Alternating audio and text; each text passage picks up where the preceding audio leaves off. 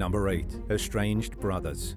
In April 2023, a tragic and horrifying incident took place in Utah when a 66-year-old man from California named Jeffrey Roberts ambushed and killed his estranged brother, 65-year-old Scott Roberts, on Scott's doorstep in North Ogden. He also shot Scott's wife, Jody Roberts, and set the couple's house on fire while he was there. The incident was later linked to a family issue, but the exact circumstances are still under investigation. Jeffrey Roberts traveled a significant distance, 750 miles to be exact, from his home in Long Beach in order to confront his brother. When police got to the quiet neighborhood address, he opened fire on them as well. The standoff resulted in his own death. The Weber County Attorney's Office released disturbing footage from a nearby Ring doorbell camera and police body cameras, shedding some much-needed light on the tragic events of April 27th. Scott and Jody's daughter, Kelsey Turner, revealed that her dad had acted heroically that day, begging her mother to flee during the confrontation, ultimately saving her life. The fire that Jeffrey started left Jody without any clothes or personal belongings, and a majority of their home was destroyed as a result. The chilling Ring doorbell camera footage captured the initial encounter between the two brothers. Jeffrey calmly approached Scott's front door while Scott was having a nice dinner with Jody. There was a brief exchange between them before Jeffrey suddenly took out a weapon from his hoodie pocket and started firing, abruptly forcing his way into the home. Minutes later, the camera reactivated as Jeffrey came back around with a pump-action shotgun, as well as a duffel bag filled with hundreds of rounds of ammunition. Police got to the scene not long after, and a fire alarm sounded off as Jeffrey set fire to the home. Bullet holes were also clearly visible on the porch pillars. Jeffrey then rushed out of the property, firing his handgun. This prompted a barrage of shots in response from the police that ended the man's life. Bodycam footage from the aftermath showed flames engulfing the house, preventing immediate access to help Jody. Bullets from the shootout also damaged a few neighboring residences. Brandon Miles from the Weber County Attorney's Office claimed that the incident stemmed from a heated family issue, with investigations possibly extending all the way to California, where Jeffrey Roberts lived. It remains unclear how he was able to acquire the weapons and ammunition. While Jody Roberts was discharged from the hospital, their home was declared uninhabitable thanks to the fire. No additional suspects were being pursued in the case as of the last update. In the wake of this tragedy, a GoFundMe campaign set up by Kelsey Turner received overwhelming support, raising well over $37,000 to assist Jody and her family. Tributes and messages of support flooded in, underscoring the loss of Scott Roberts, who was remembered as an incredible colleague, mentor, and friend by every person who knew him. Number 7. Timothy Jones Jr. In a disturbing case, the Supreme Court has upheld the conviction and death sentence of a man named Timothy Jones Jr. The South Carolina father committed the unthinkably horrific act of murdering his 5 children back in 2014. The verdict was officially handed down in June 2019 after a trial that fully revealed the disturbing details of the crime. Jones attacked 1 child and strangled the other 4. He was found guilty of killing his 5 kids, who ranged in ages from 1 to 8 years old, using his own hands. After thoughtlessly taking their lives in the family's Lexington home, he left on a gruesome journey. He drove around the southeastern United States with the bodies of his children in the car for an agonizing 9 days before deciding to dispose of them on the side of an Alabama dirt road. Their bodies had been placed inside garbage bags. During the trial, Jones's lawyer argued that the rampage was due to his client's shattered grasp on reality, brought on by his wife Amber's cheating. Jones's wife had an affair with their 19-year-old neighbor after she started to feel suffocated by her husband's outrageous demands. His lawyer also pointed to Jones's struggles with schizophrenia, drug use, and a failing marriage as major contributing factors to his actions. Meanwhile, prosecutors portrayed him as an evil, abusive father who used excessive physical activity like push-ups and jumping jacks as punishment for his children. Prosecutors also presented a series of disturbing lists that were allegedly written by Jones, outlining gruesome instructions on how to mutilate bodies. Jones later pleaded not guilty by reason of insanity, but the evidence stacked against him was overwhelming. He was arrested in Mississippi during a drunk driving checkpoint where police picked up on a putrid odor they described as the smell of death. After searching his vehicle, they found chemicals, blood, maggots, and the kid's clothing. In 2021, Jones appealed his conviction and death sentence, with his primary argument centering on the assertion that a prosecutor unfairly influenced the original jury by showing them disturbing photographs of the deceased children. This tactic, he argued, had the aim of swaying the jury toward giving him a death sentence. Additional points of contention in the appeal revolved around issues such as juror qualifications, a related jury instruction, questioning potential jurors, and evidentiary rulings made during both the guilt and sentencing phases of the trial. The Supreme Court took the appeal in November 2021 and subsequently made its decision, which was filed on March 29, 2023. The court's ruling upheld the original sentencing, meaning that Timothy Jones Jr. will continue to serve out his death sentence for the tragic and brutal murder of his 5 innocent children. Number 6. Doris Campos. The horrific incident unfolded in San Antonio, Texas in June 2023. A 68-year-old Doris Campos was located inside a Southside home with the lifeless bodies of 2 other women. Campos has since been accused of at least one of these deaths and is now facing serious murder charges for the death of her sister, 64-year-old Patricia Sauceda. Another woman, 72-year-old Linda Bland, was the other victim discovered dead alongside them in the home. The grim discovery was made by Bland's daughter late one Saturday night, as outlined in an arrest warrant affidavit. She'd gone to her mother's home in the 2100 block of E. Chavanneau Road to deliver some tobacco. But after arriving at the front door, she heard Campos, her aunt, frantically shouting, "She's on the floor." In her desperate attempt to go into the house, Bland's daughter broke through the glass on the front door. Once inside, she saw Campos sitting on the floor. Tragically, Bland and Sauceda were also dead nearby. It was disturbingly noted in the affidavit that the bodies seemed to have been sitting in the house for several days before their discovery. Campos, upon the arrival of an emergency medical professional, confessed to the fatal shooting of her sister. Sauceda was discovered lying on a bed with a gunshot wound in her chest. Campos had placed a .22 caliber gun that she used in the shooting inside a plastic bag right underneath the bed.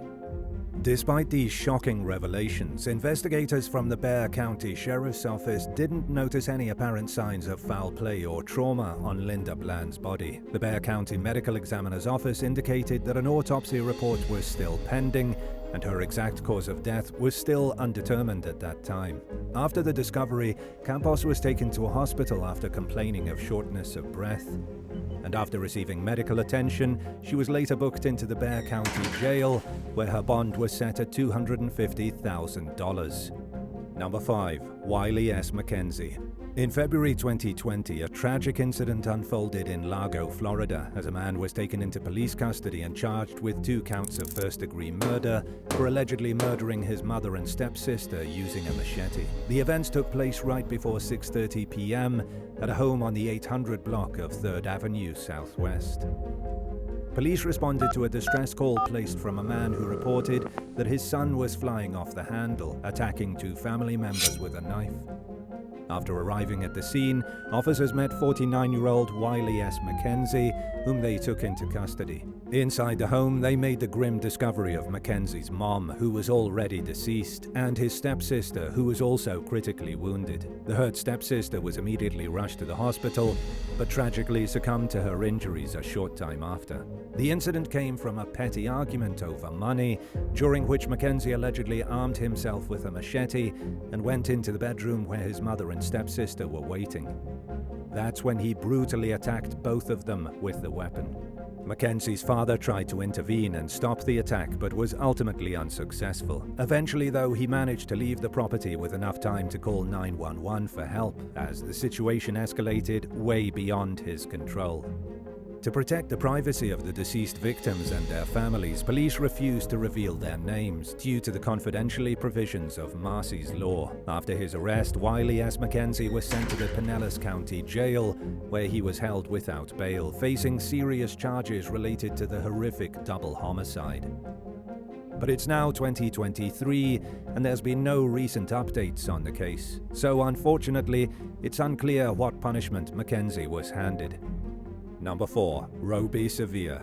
A tragic and disturbing incident took place in Pine Hills, Orange County back in August 2023. It led to the arrest of Roby Sever, a 37-year-old man who now faces some pretty serious charges, including murder and assault. The incident went down at the family's home on Charles Street, resulting in the shooting and death of one sister and severe injuries to another individual.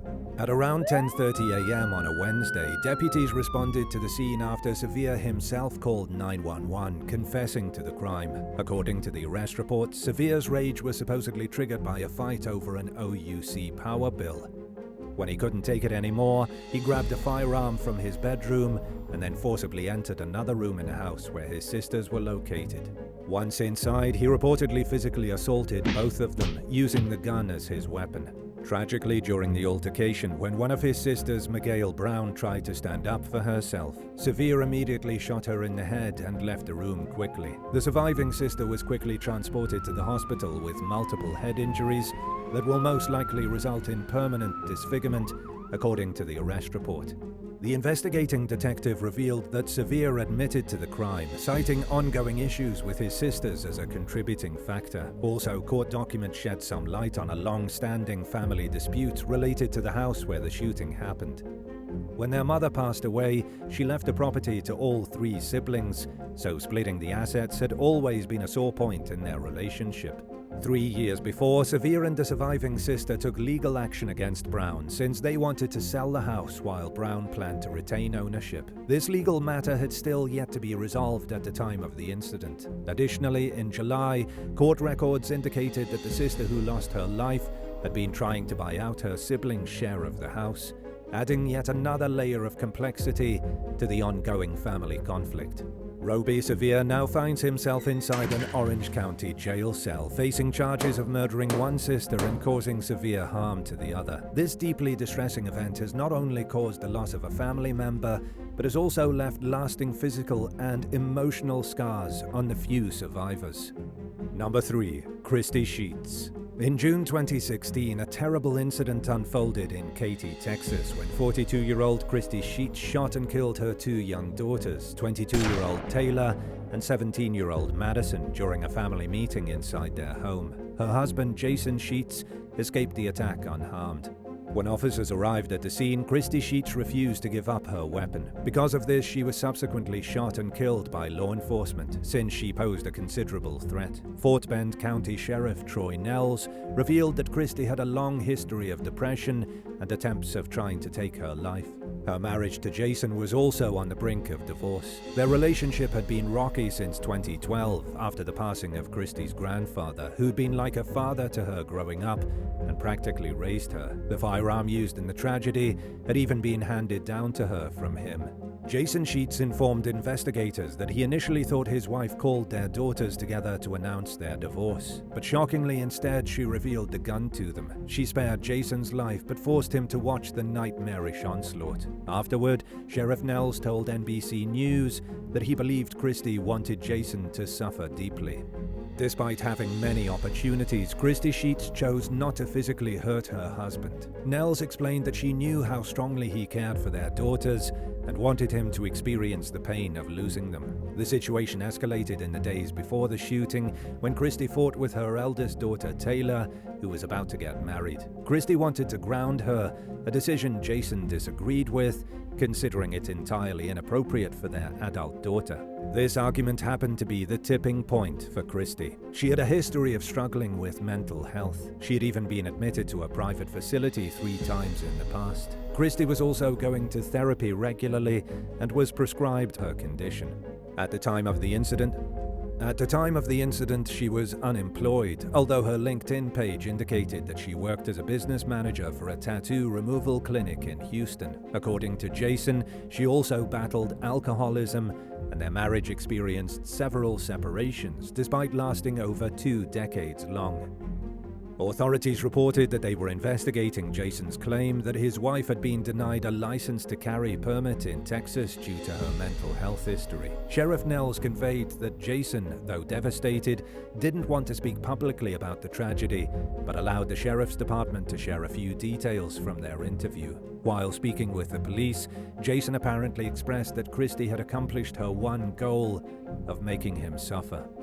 Number 2. Carlson. Carlson, the man who was previously convicted of murdering his son back in 2008 for insurance money, was sentenced to serve life in prison without the possibility of parole in 2020 for the murder of his first wife, Christina Carlson. This sentencing took place in Calaveras County, weeks after Carlson was found guilty of setting a fire decades before in 1991 that resulted in Christina's death. Christina tragically passed away on New Year's Day in 1991, trapped behind a boarded-up window in the smoke-filled bathroom of her home in California. Carl and their 3 children, including Levi, the son he would murder years later, managed to escape the fire. After Christina's death, Carlson cashed in on a $200,000 life insurance policy in her name and moved his family across the country to Seneca County, New York. 17 years later, in 2008, Carl made his son Levi work on a truck at their home in Varick. Then, in a gruesome turn of events, Carl intentionally knocked the truck off a wobbly jack, resulting in the tragic death of his own son, who was instantly crushed beneath the weight of the vehicle. And following this act, Carl once again collected a substantial $707,210 life insurance payout for his son's passing. Before facing trial for the murder of his first wife, Carlson was already serving a 15-year-to-life sentence in a New York prison for intentionally killing his son. Calaveras County District Attorney Barbara Yook has since confirmed that Carlson will be required to serve his 2 murder sentences consecutively. This means that he must complete his prison time in New York before starting his sentence in California, ensuring that he'll spend the rest of his life behind bars for these horrific crimes. Number 1. Jamanique Meade. In March 2023, a tragic incident went down in Joyner, Arkansas, where a 19-year-old boy was charged with fatally shooting his father during an intense argument, as reported by the Mississippi County Sheriff's Office. Joyner, a small community with a small population of just 500 people, was shocked by the upsetting news, leaving both the neighborhood and local law enforcement in complete disbelief. Captain Preston Williams, an investigator with the Mississippi County Sheriff's Department, expressed how unexpected a crime of this nature was in a close-knit town like Joyner. The incident unfolded at about 7:30 a.m. on a Sunday morning when a woman called 911 to report a domestic disturbance. While on her way to the scene, the woman made another disturbing call, revealing that a shooting had taken place. According to Captain Williams, the tragedy had roots in an argument that had taken place the night before. The fight involved a shooter and his mother and spilled over into the next morning, leading to another altercation between the shooter and his dad, Adam Meade. During this second confrontation, the killer produced a firearm and fired shots at his father. Jamanique Meade, the 19-year-old, now faces first-degree murder charges in the brutal death of his 38-year-old father. Adam Meade's brother described him as a remarkable individual who had a passion for both the outdoors and vintage cars. While details about Adam's relationship with his son are limited, it was mentioned that he had 2 other sons and 2 daughters, 5 children total. Captain Williams emphasized the rarity of such family-related tragedies, especially in rural regions. The incident still remains under investigation by the Mississippi County Sheriff's Department as they try to uncover the full circumstances surrounding this devastating event that's shaken the close-knit community. When you have fights with your siblings, do you try to make up immediately and let things go? Or do you secretly hold a grudge and not speak with them until you cool off, however long that might take? Let us know what you do down in the comments. And if you enjoyed today's video, be sure to leave a like and subscribe to the channel. Thank you so much for watching, and we'll see you in the next one. Bye.